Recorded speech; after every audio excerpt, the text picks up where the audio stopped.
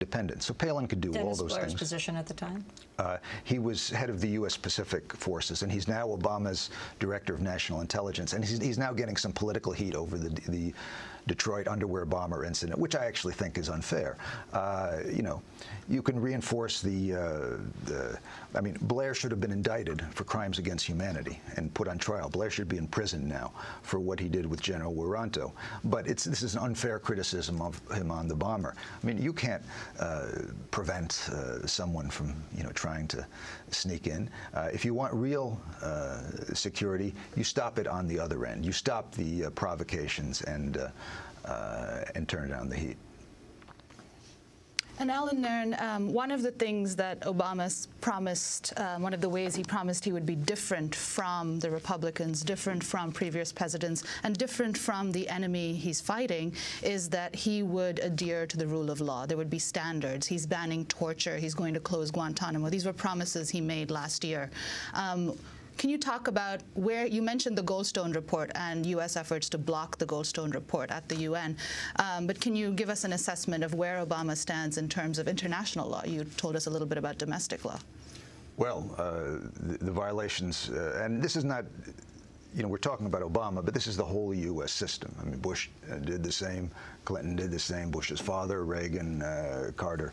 It's institutional policy. He's violating not just law, but especially international law, which defines aggression as the supreme crime. And when you go in and bomb countries because you say there's a there's a militant there you want to kill, that is easily defined as aggression. When you back forces that are systematically killing civilians, as many are in that list of countries I ran through, you are party to crimes against humanity, and maybe even arguably in some cases genocide. That was certainly the case in Central America in the 80s. Where actually now a Spanish court has indicted and is trying various Guatemalan generals for those crimes, charging them with an array of crimes against humanity, and they did it with U.S. backing, with U.S. weapons. Obama issued a torture ban, a supposed torture ban, which was actually a sham. Let me play a clip of President Obama. It was just about a year ago, this executive order banning torture. On January 22nd of last year, this is what Obama promised to do. This morning, I signed 3 executive orders. First, I can say without exception or equivocation that the United States will not torture.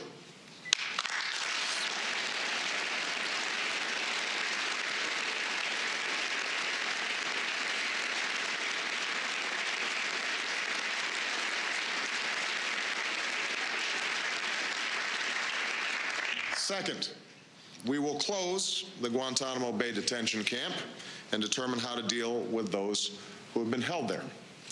And third, we will immediately undertake a comprehensive review to determine how to hold and try terrorism suspects to best protect our nation and the rule of law. That was President Obama just about a year ago. Allan Nairn.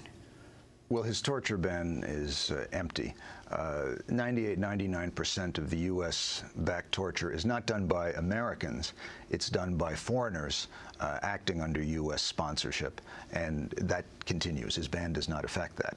And even when it comes to Americans doing hands-on torture, his ban only says they are prohibited from doing so in situations of armed conflict, like in the middle of a war.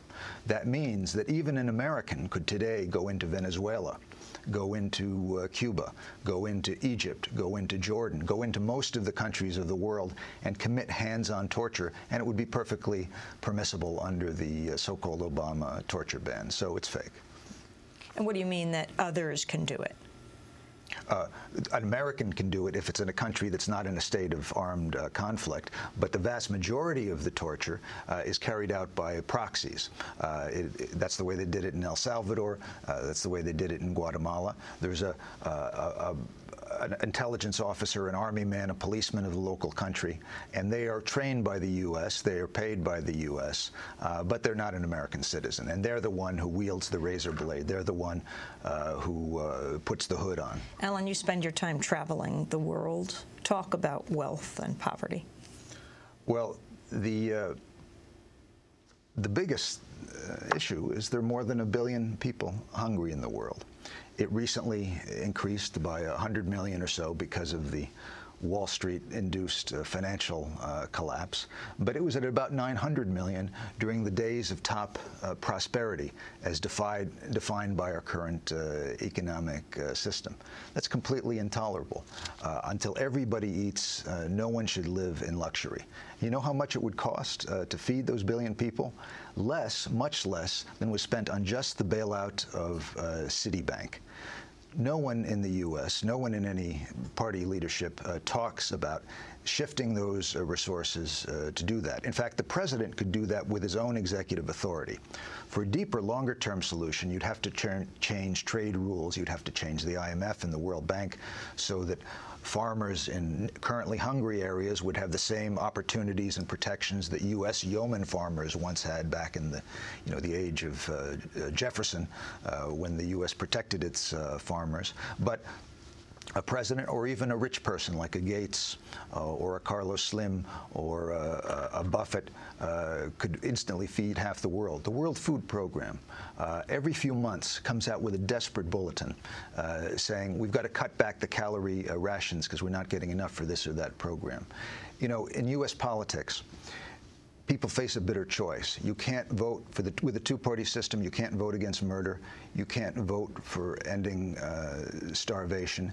So they say, my God, I guess I'll go for the Democrats because if I don't, they're going to move my Social Security to Wall Street.